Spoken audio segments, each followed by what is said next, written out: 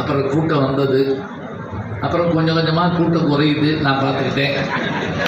எனக்கு தெரியும், ஒரு கிராமத்தில் கூட ஒரு கிழவி அடிச்சு, எப்படி அவங்களுக்கெல்லாம் நீ மணி அடிச்சு இல்லை, உனக்கே அவர் மணி அடிப்பா அப்படின்னு அடிச்சு. அடிக்க வேணாம் யாரும், எனக்கு தெரியும். மக்களுடைய அந்த முகம், சோர்வு எல்லாமே பார்த்து வச்சுருக்கேன். ஆனால் இங்கே சோர்வே இல்லைங்க. ஆரம்பித்த போது எப்படி உட்கார்ந்துருந்தீங்களோ அதே மாதிரி இருந்தாலும் 2 மணி நேரத்துக்கு மேலே ஆரம்பிச்சிருக்கு. பட்டிமன்றம் தொடங்கி சரியாக 2 மணி நேரம் ஆகிப்போச்சு. அப்படியா அப்படின்னு கிளம்பினாருங்க. 2 மணி நேரம் உட்காந்துருக்குமா?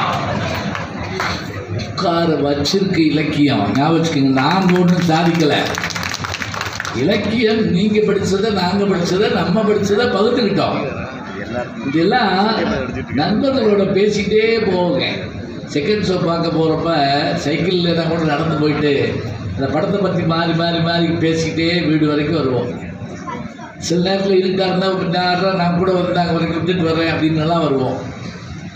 அப்புறம் அவையும் நம்மளை கொண்டு வந்து விட்டுட்டு வரப்போ அப்படியே இப்படியே போய்கிட்டே இருப்பாங்க. இதுக்கு தான் இந்த 2 மணி நேரமும் நீங்கள் இவ்வளோ அருமையாக கேட்பதற்கு காரணம் இந்த புத்தக திருவிழாவில் நமக்கு தரப்பட்ட தலைப்பு தான். ரொம்ப அழகாக சொன்னாங்க எல்லாருமே. இலக்கியங்களை நாம் படிப்பது இன்புற்று மகிழவா பின்பற்றி வாழவா? நல்ல கேள்வி. ஏன்னா சும்மா ஒரு பொழுதுபோக்காக போதும் அப்படின்னு நினைக்கலாமா, எல்லாத்தையும் பின்பற்றலாமா? இவங்க என்ன சொல்கிறாங்க, எப்படிங்க பின்பற்ற முடியும்? புலால் உண்ணாமை இருக்குது, எங்கே சாப்பிடாம இருக்க பார்ப்போம். அப்போ முடியுமா? எத்தனையோ அதில் செய்தி இருக்குது, அதுபடி செய்ய முடியுமா? இது இவங்க கேட்குறாங்க. இவங்க அவங்கள பார்த்து கேட்குறது. அதுக்காக பாட்டு சிரிச்சுட்டு கிளம்பி போயிருந்தா என்ன பேசுகிறாங்க, என்னத்தை பேசுகிறாங்க, 5 பேர் உட்காந்துட்டாங்க.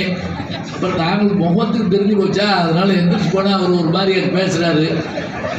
அப்படி உட்காந்துருக்கப்படாது. கேட்குற போது நமக்கு மலர்ச்சியும் தரணும், வழி நடத்தவும் வேணும்.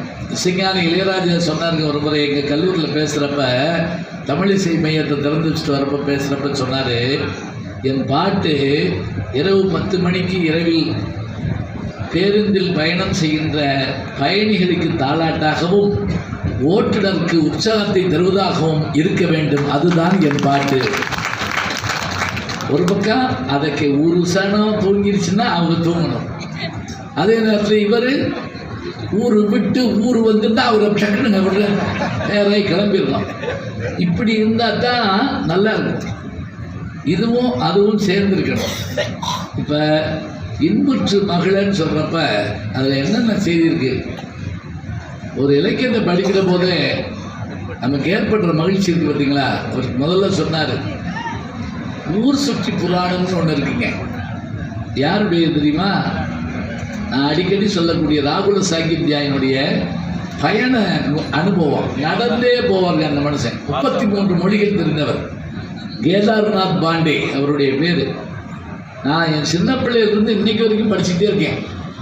பால்காமதல் கங்கை வரை இப்பவும் புரியலையான்னு கேட்கக்கூடாது. அன்னைக்கு வரைக்கும் படிச்சுக்கிட்டு இருக்கேன்னா திரும்ப திரும்ப படிக்க தூண்டுது. அதே போல் என் சரித்திரம் திரும்ப திரும்ப படிக்க தூண்டுது. ஒவ்வொரு முறை படிக்கிற போதும் ஒரு புது செய்தி எனக்கு அதில் கிடைச்சாதான் நான் கொஞ்சம் வளர்ந்துருக்கேன்னு அர்த்தம். திருப்பி சில பேர்கிட்ட பேசி பாருங்க, அரை மணி நேரத்துக்கு மேலே பேச முடியாது, சொல்லிட்டே இருப்பாங்க. அவங்க அரை மணி நேரம் அறிஞர்கள் தான் அவங்க குறிப்பிடலாம். அதுக்கு மேலே அவங்ககிட்ட ஒன்றும் தெரியாது. வாட்டர் டேங்கில் தண்ணி தீர்ந்து போய் காத்தடிக்கும், அப்படி ஆயிடும். ஆனால் எப்படி இன்புற்று மகிழ்றதுனா என்ன தெரியுமா? நான் பார்த்துருக்கேங்க. நான் சொல்கிறது ரொம்ப நாளைக்கு முதல்ல எங்கள் ஊரில் ஒருத்தர், அவரை சுற்றி எந்நேரம் ஆள் உட்காந்துட்டே இருப்பாங்க. அவர் அதை சொல்கிற விதமே அப்படி இருக்கும். பலன் விடிய ராமேஸ்வரத்துக்கு போயிட்டோம் அப்படிம்பாங்க எல்லாரும். போனால் கடலில் தண்ணி, இதெல்லாம் ஆச்சரியமாக கேட்டுருப்பாங்க. கடல்னா தண்ணி இருக்காதா? இப்படி அவர் சொல்ல கேட்டுட்டே இருப்பாங்க. நடுவில் வெத்தலை வாக்கு போடுவார், போய் தண்ணி குடிச்சிட்டு வருவார். அப்போ உட்காந்து கேட்டே இருப்பாங்க. நான் ஒரு நாள் அவர்கிட்ட கேட்டேன், எப்போ ராமேஸ்வரம் போயிட்டு வந்தீங்கன்னா? அது ஒரு 50 வருஷத்துக்கு முதல்ல போயிருப்பேன். 50 வருஷத்துக்கு முதல்ல 50 வருஷத்துக்கு முதல்ல போனாலும் அவர் ஒவ்வொரு முறையும் அதை உள்ளும் தோறும் மகிழ்தல் அப்படிங்கிற மாதிரி நினச்சி மகிழ வைப்பது இலக்கியம். என் நண்பர் திரைப்பட நடிகர் பாண்டியராஜன் சொல்லுவார், ஒரு செயல் நடக்கும்போது இருக்கிற இன்பத்தை காட்டிலும் அதை கடக்கும்போது இருக்கிற இன்பம் மிகச்சிறப்பாக இருக்கும். அதை கடக்கும்போது என்ன அர்த்தம்? எண்ணி பார்த்து மகிழ்தல். அந்த கண்ணாசுடைய பாட்டிலேயே ஆலய மணியின் ஓசையை நான் கேட்டேன்னு ஒரு பாட்டு வரும். அந்த பாட்டு இப்போ கூட கேட்டு பாருங்களேன். அதை கேட்குற போது இருக்கிற இனிமையும் அந்த காட்சியும் அவ்வளோ அழகாக இருக்கும். அதே போல் தன்னுடைய கணவனை பிரிஞ்சு வந்துட்டு திரும்ப போய் அவரை பார்க்க போகிறோங்கிறப்ப அவர் அந்த அம்மாவுடைய முகத்தில் ஏற்படுற சந்தோஷமும் பாட்டும் அப்படி நம்மளும் சேர்ந்து போகிற மாதிரி இருக்கு. அப்படியே காதல் சிறகை காற்றினில் விரித்து வான வீதியில் பறக்கவா, அப்படி இந்த வார்த்தையை பாருங்களேன். காதல் சிறகை அதை காற்றில் அதை விரித்து அப்படி வான வீதியில் பறக்கணுமா. அதில் ஒரு வரி வரும். சரி, அப்படி போயிட்டோம். பார்த்த உடனே என்ன ஆகும்? பிரிந்தவர் மீண்டும் கூடிடும் போது அழுதால் கொஞ்சம் நிம்மதி, பேச மறந்து சிலையாய் இருந்தால் அதுதான் தெய்வத்தின் சன்னதி. எங்கே பார்க்கலாம் தெரியுமா? ஏர்போர்ட்டில் திருச்சியிலையும் மதுரையிலையும் பார்க்கலாங்க. துபாயில் இருந்தோம், மஸ்கட்டில் இருந்தோம், சிங்கப்பூர்லேருந்து மலேசியாவிலேருந்து வர்றப்ப அந்த விமானம் தரையை தாங்க தேம்பி அழுதுவாங்க சில பேர். பிள்ளை பிறந்ததுக்கு அப்பாவை பார்க்கணும், அண்ணனை பார்க்கணும், தம்பியை பார்க்க, கீழே வந்தோடனே அந்த சனம் கூடி நின்று அப்படி கண்ணு கழுகி நிற்கிறத பார்க்குறோம். இது இலக்கியத்தில் சொல்லப்படுறப்ப நமக்கு அது அப்படியே அந்த உணர்வு ஏற்படுதுன்னா அது வேற என்ன இருக்குது?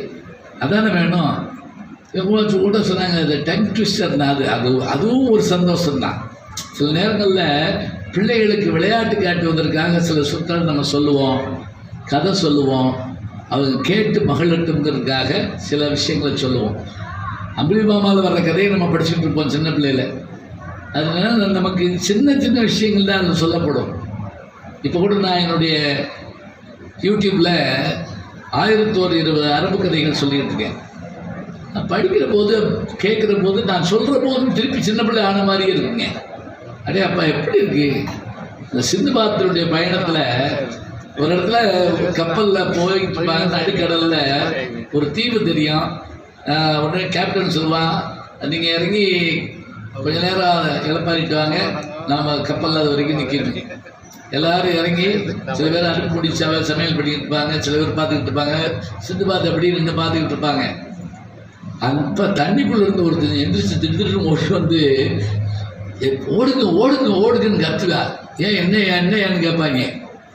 டேய், நீங்கள் உட்கார்ந்துருக்கிறது தீவு முள்ள ஒன்றும் இல்லடா, ஒரு திமிங்கலத்து முதுகில் உட்காந்துருக்கீங்கடா.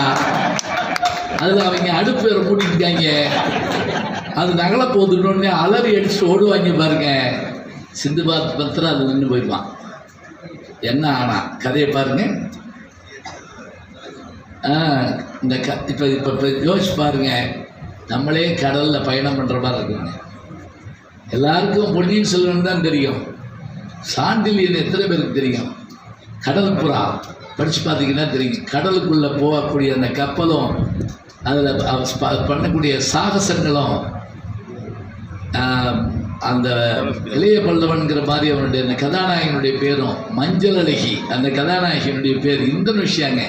நான் போய் இறங்கினோடனே எனக்கு பெரிய மகிழ்ச்சி இருந்துறீங்களா. அந்த இந்தோனேஷியா தான் ஜகார்த்தா, அதனுடைய தலைநகர். அதுதான் அந்த கடல் புறா கதையில் வரக்கூடிய அந்த தேசம். அதே போல் நம்ம தாண்டி போகிறப்ப நம்ம அதில் தமிழர்களுக்கான கோயில் இருக்குதுங்க. சோழர்கள் கோயில் கேட்டிருக்காங்க இந்தோனேஷியாவில்.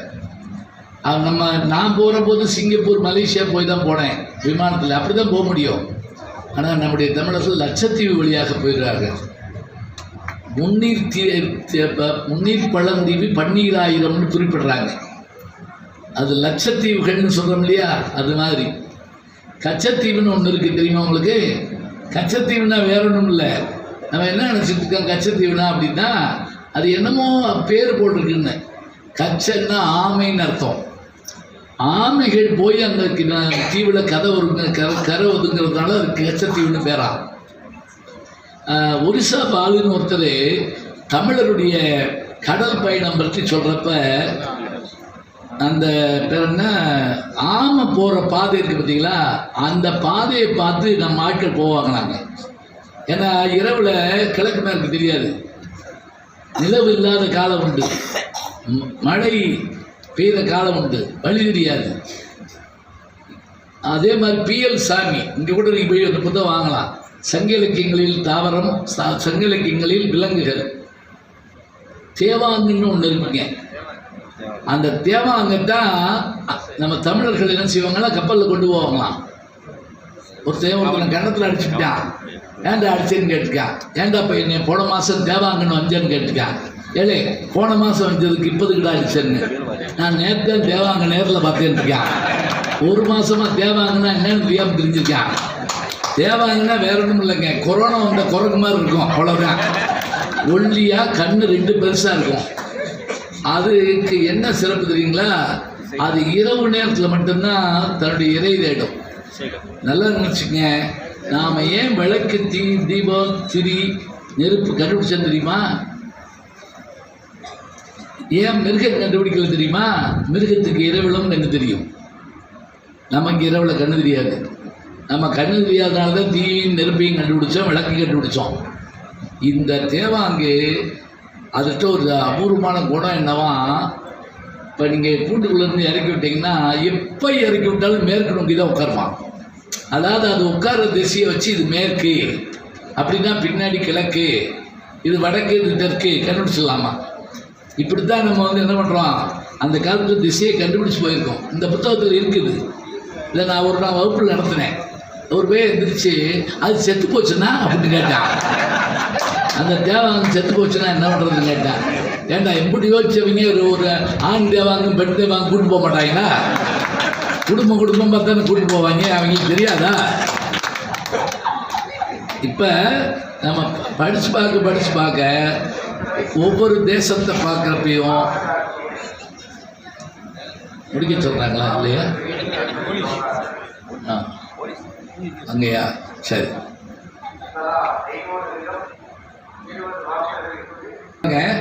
இப்போ இதை படிக்கிறப்ப நான் சொல்கிறப்ப ஒவ்வொரு செய்தியை கேட்குறப்ப இந்த கதையை படிக்கணும், அந்த கதையை படிக்கணும், இதை பார்க்கணும், இந்த ஊர் எங்கே இருக்குன்னு தெரிஞ்சுக்கணும் அப்படின்னு. இது எல்லாம் என்ன அப்படின்னா, நான் பேசினா தான் அவரும் பேசுவார் கொடுக்க, அவர் பேசினா தான் நான் பேசுவேன்னா. இங்கிட்டு ஒரு சத்தம் பற்றி ஓஞ்சிச்சு. வர எப்படி ஆகி போச்சுன்னா, வீரவாண்டி திருவிழாவில் நான் பட்டிமன்றம் பேசின கதையாகி போகுது. அதில் போயிருந்த அன்னைக்கு அக்னி சட்டி எடுத்து ஆடுறாங்க. நாங்கள் அது தெரியாமல் போய் மாட்டி அதில் ரொம்ப அக்னி சட்டி எடுத்து என்னையை சுற்றி ஆடி வருது. வரது மட்டும் ஊடு குழவை போட்டு போகுது. அப்படியே அதில் கீழே 2 பேர் நீங்கள் பேசுங்க, நீ வந்து பேசிப்பாரு, எனக்கு தெரியும். அக்னி சட்டி எடுத்து ஆடிக்கிட்டு நீ பாட்டுக்கு நீங்கள் பேசுங்க நான் எப்படி பேசுவேன்? எத்தனை கஷ்டம் அதெல்லாம் உண்டு, பார்த்துருக்கோம் நாங்கள். சரி, இப்போ பாருங்கள், ஒரு நல்ல பாட்டு கேட்குறப்ப அந்த இனிமை நம்மளை வந்து இப்போ ஒரு ஹிந்தி பாட்டு கேட்குறோம். இந்தியெல்லாம் பார்த்தீங்கன்னா கல்யாண வீடுகளில் ஹிந்தி பாட்டு தான் அதிகமாக பாடுவாங்க. யாருக்கும் என்னன்னு தெரியாது. வேறு சப்புனாக்கி ராணி கேப்பு ஆயிக்கு இதெல்லாம் பாடிக்கிட்டுப்பாங்க. அவனுக்கு தமிழும் தெரியாது, ஹிந்தியும் தெரியாது. அவன் பாட்டுக்கு பாடிக்கிட்டு இருப்பான், எங்கே பார்த்தாலும் ஹிந்தி. இதை மாற்றினது யார் தெரியுங்களா? நம்முடைய இசைஞானி மட்டும் வரலன்னு வச்சுக்கோங்க. அவர் என்ன பண்ணார் தெரியுமா? அந்த ஹிந்தி பாட்டு இங்கே பாடுறதை காட்டலாம், இந்திக்காரங்களையே தமிழ் பாட்டு பாட வச்சவர் அவர் தாங்க. வளையோசை கலகலகன்னு ஒரு பாட்டு வருது இல்லையா, சத்யா படத்தில். அந்த பாட்டை வந்து பாடுறவங்க யாருன்னு கேட்டால் அவங்க லதா மங்கேஷ்கர் கூப்பிட்டு வந்து பாட வைக்கிறாங்க. வாலி தான் அந்த படத்துக்கு பாட்டு எழுதுறாரு. அப்போ ஒரு விஷயத்தை கேட்குற போது அதனுடைய பொருள் தெரிகிறது ஒரு வகை, காதுக்கு இனிமை மட்டுமில்லை கண்ணுக்கு குளுமைங்கிற மாதிரி. சிலதை சுஜாதா படிச்சிங்கன்னா தெரியும். எழுத்தாளர் சுஜாதா அவர்கள் வந்து அவன் படியில் இறங்கினான் அப்படிங்கிறப்ப எழுத்தை இப்படி இறக்குறாருங்க. அப்படி நான் அப்படி மாதிரி போயிட்டான்னு அர்த்தம். இது ஒரு அந்த காலத்தில் பெரிய ஆச்சரியமான ஸ்டைலு. அந்த கண்ணாடியை கீழே போட்டு உடைத்தான், இந்த எழுத்து பூரா செதறி கிடக்க முடியும். உடைத்தான் அப்படிங்கிறது அந்த செதறி கிடக்கிறது. இப்போ இதெல்லாம் பார்க்குற போது எப்படி காதுக்கு இனிமை, மரபு கவிதையோ கண்ணுக்கு அருமை புது கவிதை. அப்படி பார்த்துக்கிட்டு இருக்கப்பவே கண்ணு வாசிக்கிறப்பே அப்படி மூளைக்கு போய் சேரும். அப்படியே அதான் அந்த இலக்கியத்தினுடைய தன்மை. சிறு வயதாக இருக்கிற போது நமக்கு பல இதுக்கு பொருள் தெரியாதுங்க. ஆனால் படித்து வச்சுக்கிட்டோம்னா பொருள் தானே விளங்கு அப்படியே. நட்புங்கிற அதிகாரம் சின்ன பிள்ளைகளுக்கு மட்டும் இல்லைங்க, நமக்கு தாங்க. நட்பு ஆராய்தல், தீநட்பு எத்தனை வகை இருக்குது. இந்த நட்புகள் எல்லாம் தெரிஞ்சுக்கிறணும். கூடா நட்புங்கிறார் ஒரு வார்த்தை. இது நம்ம படித்து மனப்பாடு பண்ணியிருப்போம். ஆனால் அதனுடைய பொருள் தெரிகிற காலம் எப்போ வரும் தெரியுமா? எப்போ வரும்னா அதுக்குரிய இந்த தன்மை வர்ற போது புரியும். ஆனால் அதை நம்ம அப்போவே படித்து வச்சா தான் இப்போ புரியும். அது படிக்கணும். படிக்கிற போது சொன்னாங்கல்ல, 1330 குறளையும் ஏறத்தால எவ்வளோ பேரை 67 பேர்களை படிக்க வச்சுருக்காங்க அப்படின்னு சொல்கிறாரு. அப்போ அந்த பிள்ளைகள் சொல்லுதுன்னா எவ்வளோ நல்லா இருக்கும். வள்ளுவரே கேட்டால் கூட சந்தோஷப்படுவார். அதுதான் ஒரு சந்தோஷமான. அப்போ அதனுடைய ஒலி நயம் ரொம்ப முக்கியம். காட்சிப்படுத்துதல் இவங்க எடுத்து சொன்னது அதுதான் முக்கியமான ஒன்று. ஒரு பெரிய காடு அப்படின்னு சொல்கிறப்பே நம்ம மனசுக்குள்ளே அந்த காடு விரியணும். அங்கே ஒரு சிங்கம் அப்படின்னு அதை சொல்லிக்கிட்டே வர நம்ம கேட்டுக்கிட்டே இருக்க அப்படியே மகிழ்ச்சியாக இருக்கும். இன்றைக்கி கூட ஒரு இதை பார்த்தேன். ஒரு குருஜி ஒருத்தர் சொல்கிறாரு, இந்த சிலருக்கு அடுத்தால ஏதாவது இப்படி ஹட் பண்ணிக்கிட்டே டீஸ் பண்ணிக்கிட்டே இருந்தால் பிடிக்குமா. ஒரு சிங்கம் படுத்திருக்கு, மரத்து மேலே இருந்த குரங்கு சும்மா இருக்க முடியாதுல்ல. குரங்கு ஏன்டா கையை வெட்டி சும்மா இருக்க மாட்டியா அப்படின்னு கேட்போம்ல. அது இறங்கி என்ன செய்யுமா, கீழே சிங்கம் தூங்கிட்டு இருக்கும், காலை பிடிச்சி இருக்குமா. அது லேசாக ஆட்டிட்டு பேசாமல் இருந்துருமா. சந்தோஷம் சிரிச்சுட்டே போகிற மாதிரி ஓடிக்குமா குரங்கு. தினம் இப்படி நடந்துக்கிட்டே இருந்திருக்கு. இப்படி செய்கிறத 2 நரி பார்த்துக்கிட்டு இருந்த நரி என்ன முடிவு பண்ணுச்சு, இந்த குரங்கு இந்த சிங்கத்துக்கு காதை இழுக்குதுல்ல, அந்த நேரம் நம்ம பிடிச்சி தின்னு விடுவோம் அப்படின்னு சொல்லிட்டு 2 நரியும் அந்த பக்கம் இப்போ நரி கூட்டமும் இந்த பக்கம் நரி கூட்டம் வந்துருச்சுங்க. இப்போ இது காதை பிடிச்சி இழுக்குது. அதே சமயத்தில் அப்படி திரும்பி பார்க்குது, இங்கிட்டு நரி செத்தமுடான்னு சொல்லிட்டு அந்த குரங்கு ஒரு நிமிஷம் நடிக்கிருச்சு.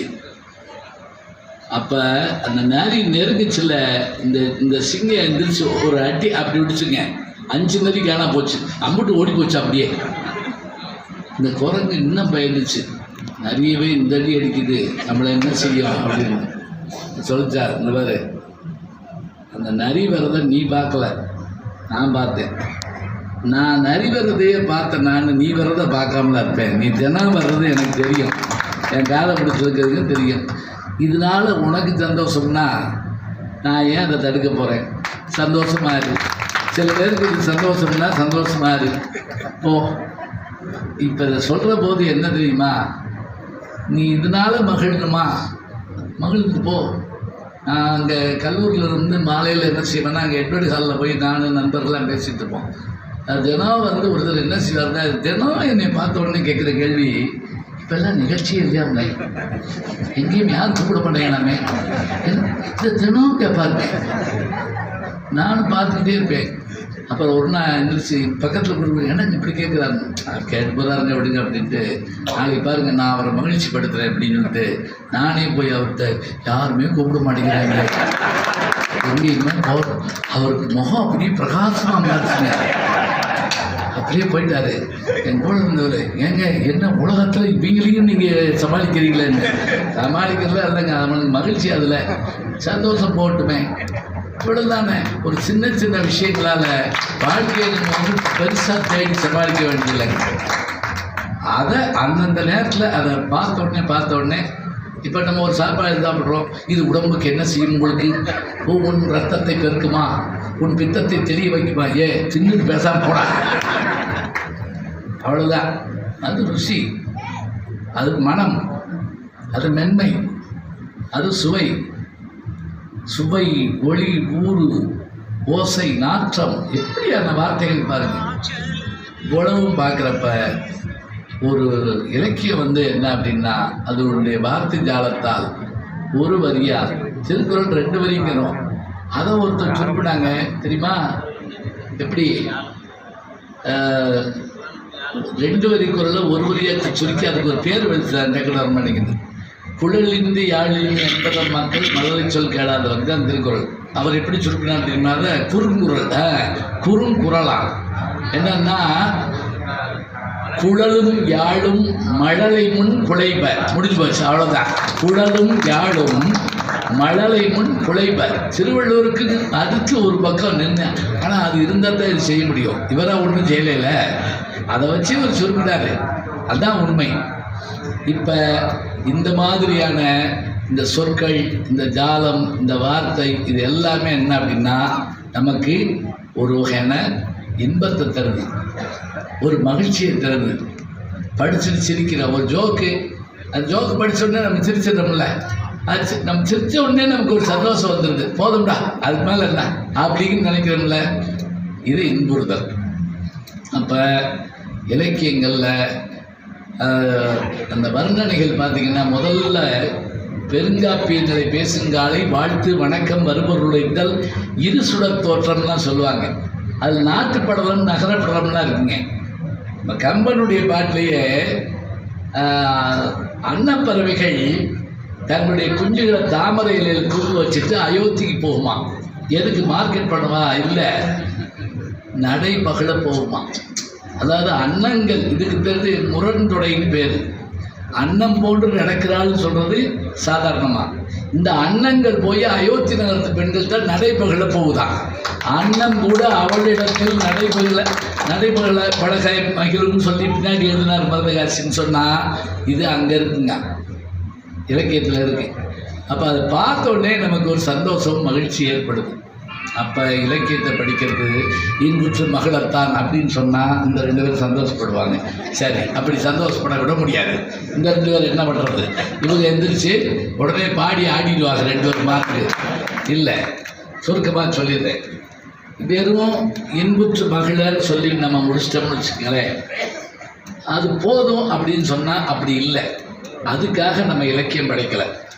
உலகத்தில் எத்தனையோ நாடுகளில் ஒலிகள் மட்டுமே இருக்கின்றன, மொழிகள் இல்லை. ஞாபகம் வச்சுக்கங்க. ஊ ஹா அப்படி கத்துறானே தவிர ஒலி இல்லை. அந்தமானிலே இன்னமும் ஒரு இனத்தவர் இருக்காங்க. அவர்கள் ஆதி குடியினராக இருக்கிறாங்க. ஆடை அடிப்பு கூட இல்லை, அவங்களுக்கு மொழி கிடையாது, அவங்களுக்கு ஒலி தான் இருக்குது. அடுத்து சில நாடுகளில் மொழி இருக்குது, இலக்கியம் இல்லை. நமக்கு தானங்க ஒலியும் மொழியும் இலக்கியம் கொட்டி கிடக்குது. இதை படைச்ச எல்லாரும் என்ன பண்ணுறாங்க தெரியுமா? நீ இதை படிக்கிறது எதுக்கு தெரியுமா? நீ உன் பொழுது மாத்திரம் போக்கிட்டு போயிடாதுப்பா. ஒரு புலவர் சொல்கிறாருங்க. புலவர்னா நம்ம நினைக்கிற வேலையை சேர்ந்தே இருப்பது வறுமையும் புலமையும் அதெல்லாம் கிடையாதுங்க. அதுக்கு மேலேயும் அவன் வேலை வைப்பான். ஒரு மன்னன் எதிர்நாட்டு மன்னனை அடித்து போட்டு ஜெயிச்சுட்டு அவன் குழந்தைகளை கழுத்தளவு பொறிச்சு வச்சு யானை காலை வச்சு பிரிக்க போகிறான். அப்போ ஓடி வந்து ஒரு புலவர் தடுக்கிறார்.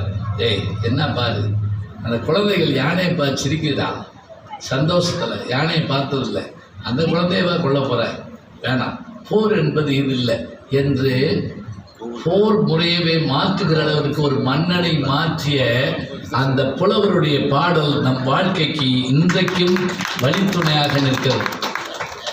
இன்னொன்று, கொடை கொடுக்கறது எதுக்குன்னு கேட்டால், கொடுத்தா அடுத்த ஜென்மத்தில் நம்ம நல்லா இருப்போம். சொர்க்கத்துக்கு போன உடனே அப்படியே ரொம்ப ஊர்வசி மேனகலாம் மாமா மாமான்னு ஒடியார் வழிக. ஒரு புலவன் சொல்கிறான், ஆய் என்ற ஒரு மன்னனை பற்றி சொல்கிறான். ஆய் யார் தெரியுமா? கடையேழு வள்ளல்களில் ஒருத்தர். காரி பாரி ஓரி, அதுக்கு மேலே சில பேர் ஐயாம் சாரி பேட்டில் எழுதிட்டு போயிடுவாங்க. அந்த ஆய் என்ற மன்னன் அவனை பற்றி சொல்கிறப்ப, இந்த மன்னன் எப்படிப்பட்டவன் தெரியுமா? என் அரசன் இப்போ கொடுத்தா அடுத்த ஜென்மத்தில் நல்லா இருக்கலாம்னு நினச்சி சில பேர் கொடுப்பாங்கல்ல, அப்படியான வியாபாரி இல்லையா எங்கள் அரசன். இம்மை செய்தன மறுமைக்கு ஆம் எனும் அற விலை வணிகன் ஆய் அல்லன். எப்படி பாருங்க, கொடுக்குற போதே எப்படி கொடுக்கணும்னா, வரியார் கொன்று ஈவதே ஈகை, மற்றெல்லாம் புதிய திருப்பை நீர துடைத்து. திருவள்ளுவர் பேர் யார் சொல்லுவா? நீ ஏழைக்கு கொடுத்தா தான் கொடை. மற்றவனுக்கு கொடுக்குறப்ப என்ன செய்வ? எங்கேயாவது நான் உனக்கு கொடுப்பேன், நீ பதிலுக்கு எனக்கு செய்யணும். மொய் செஞ்சுருக்கேன் பார்த்து பழைய மொய் செய்ய வேண்டாம் சிலதில் போட்டிருக்காங்க. நீ பாட்டுக்கு அன்னைக்கு பவுன் விலையை செஞ்சுட்டு போயிடாருப்பா வந்து இன்னைக்கு பார்த்துக்கோ. அதுக்கு பேர் கொடை இல்லையா? அந்த கொடைங்கிறது என்ன அப்படின்னா அத்தனை ஒரு மகிழ்ச்சியை தரணும். கொடுத்துப்பார், கடவுளும் கையேந்துவார். ஆதாரம் கர்ணன் கொடுத்தான், கர்ணன் வந்து கையேந்து, கர்ண பெருமான் வந்து கையேந்தினார். அதுதான் நீ கொடுத்த பழகிட்டேன்னா போதும், உன் வாழ்க்கை ரொம்ப அருமையாக இருக்கும். எப்பொழுதும் சொல்லி பாருங்க, நமக்கு என்ன பெரிய சந்தோஷம் தெரியுமா? இப்படியான மனிதர்களை பார்க்குறோம்.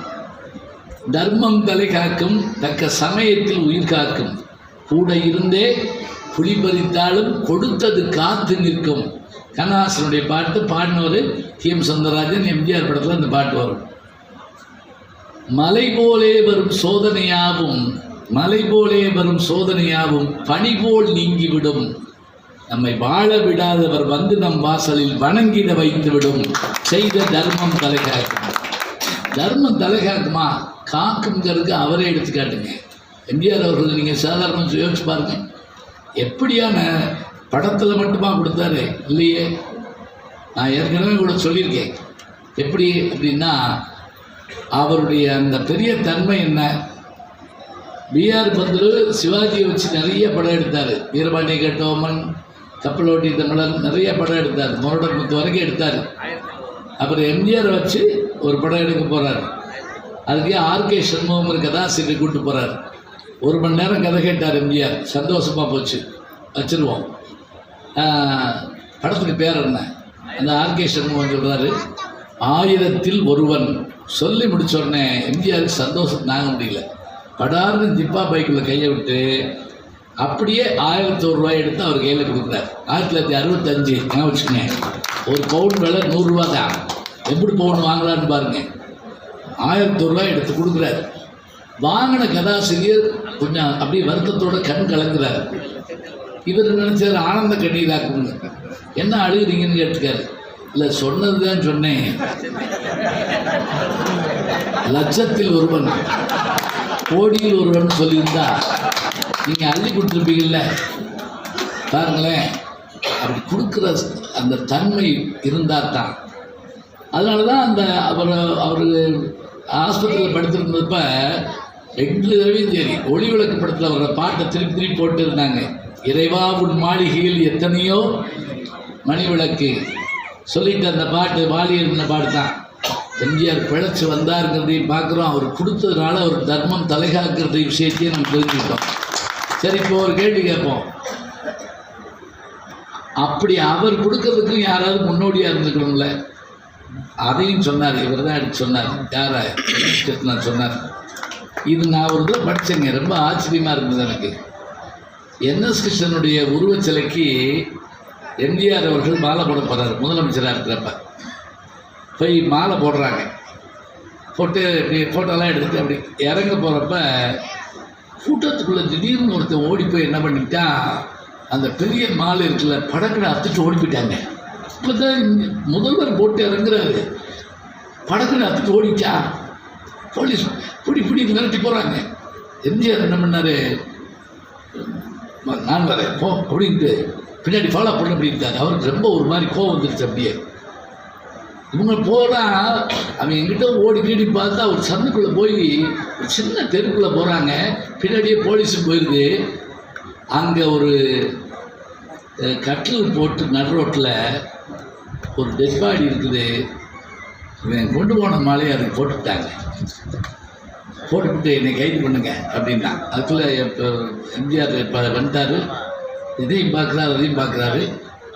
அவனை கையை விடுங்க, இங்கே வா, நீங்கள் பணம் கேட்டுருக்கலாம்ல, எதுக்காக அந்த மாலையை இது பண்ணி விட்டுதா? இல்லை, எங்கள் அம்மாவுக்கு கடைசி நேரத்தில் போடுறது மாலை வாங்க கூட என்கிட்ட காசு இல்லை, அதில் வாடி போகிற மாலை தானே, அதனால தான் நான் அதை அத்துட்டு ஓடியாந்து போட்டேன். கையில் பணம் எடுத்து கொடுத்து எதிர்காரி முறை பார்த்துட்டு சொல்லிவிட்டு பக்கத்தில் இருக்கிறவங்கள்ட்ட சொன்னாருங்க எம்ஜிஆர், என்ன தெரியுமா, வாழ்நாளெல்லாம் கொடுத்த அந்த மனுஷன் யார்? என்எஸ் கிருஷ்ணன். அவன் சிலையா நிற்கிறப்ப கூட கொடுக்குறானுங்க. அந்த மாவை பயன்படுத்த இதை நீங்கள் எங்கே போய் தெரிஞ்சுக்கிறீங்க சொல்லுங்க பார்க்கலாம். ஒரு விஷயத்தை பார்க்குறப்ப மெய் செலுத்து போகுது. இவர்கள் சாதாரணமானவர்கள். இவங்கெல்லாம் யார்? வையத்துள் வாழ்வாங்கு வாழ்பவன் வானுரையும் தெய்வத்துள் வைக்கப்படும்பார் திருவள்ளுவர். திருக்குறள்லே 4 திருக்குறள் வைக்கப்படும் வைக்கப்படும் வைக்கப்படும்னு வரும். படிச்சு பாருங்க போய். உலகத்தார் உண்டென்பது இல்லென்பான் வையத்து அழகையால் எண்ணப்படும்பார். யார் என்ன சொன்னாலும் இல்லைங்கிறவன் பேய்ங்கிறார். பேய் சொல்கிறாரு. அரமனை 2, 4, 3 பார்க்குறோம்ல, அது மாதிரி பேய் சொல்கிறாரு. உலகத்தார் உண்டென்பது இல்லென்பார். இப்போ பாருங்க, தர்மத்துக்காக மட்டும் இல்லைங்க, புகழெனில் உயிரும் கொடுக்க தயங்க மாட்டோம். அந்த காலத்தில் நம்ம பார்க்குறோம்ல, ஒரு மன்னன் என்ன பண்ணா, போரில் தோற்று தண்ணி கேட்டான் குடிக்கிறதுக்கு. அந்த வாசல் நின்ன காவக்காரன் கொஞ்சம் கேவலமாக பேசிவிட்டான், அவனுக்கெல்லாம் தண்ணி வேணுமாங்கிற மாதிரி. அப்போ அந்த மன்னன் என்ன செஞ்சான் தெரியுமா? ஒன்றும் பேசாமல் ஒரு ஓலையும் இதையும் எடுத்து அப்படி எழுதி வச்சுட்டு அவன் தண்ணி கொண்டு கொடுக்கறதுக்குள்ளே செத்து போனாங்க. அதில் என்ன எழுதியிருந்தான் தெரியுமா? அதாவது நம்முடைய தமிழர் வழக்கம் என்னன்னா, குழந்தை பிறந்து இறந்தாலும் அதனுடைய மார்பை கீறி புதைப்பது நம் வழக்கம். ஏனென்றால் அந்த காலத்தில் சொர்க்கம் என்பது வீரர்களுக்கு மட்டுமே இருந்ததால் இந்த பிள்ளையும் போர்க்களத்தில் இருந்தது. குளவி இறப்பினும் மூந்தடி பிறப்பினும் ஆளன்றன்று வாழில் தப்பார். இந்த பாட்டு இப்படி மன்னன் இறக்குற நேரத்தில் என்ன நடக்குது தெரியுமா? இதுக்குள்ளே அந்த பக்கம் பார்த்தீங்கன்னா ஒரு புலவர் அந்த ராஜாட்ட போய் ஒரு 40 பாடலை எழுதி கொடுத்து, அவர் மன்னர் உனக்கு என்ன பரிசு வேணுங்கிறாரு. ஒன்றும் வேணாம், எங்கள் மன்னன் உள்ள சிறையில் இருக்கான், காப்பாற்றணும். சரி, மன்னன் மேலே எதுக்கு போய் விடுதலை பண்ணுங்க. அந்த விடுதலை இதை வாங்கிட்டு வந்து சேர்றதுக்குள்ளே இறந்து போடாங்க. அந்த நூலுக்கு பேர் தான் களவழி 40, பொய்கையாருங்கிற வழி எழுதுனது. இப்படி அந்த மன்னன் என்ன நினச்சா, மானம் ஒன்றே பெரிதனை எண்ணி வாழ்வது நமது சமுதாயம்.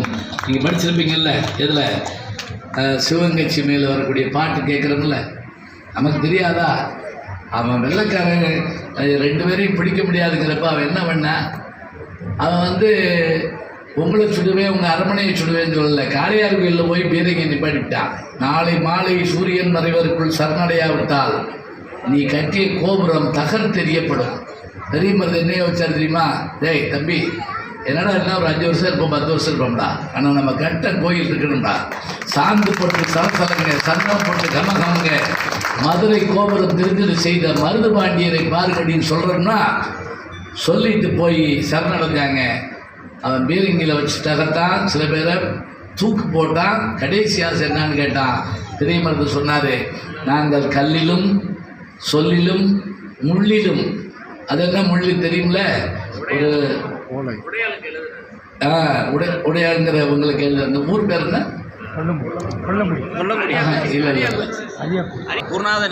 குருநாதனேந்தல். பழஞ்சோட்டு குருநாதன்.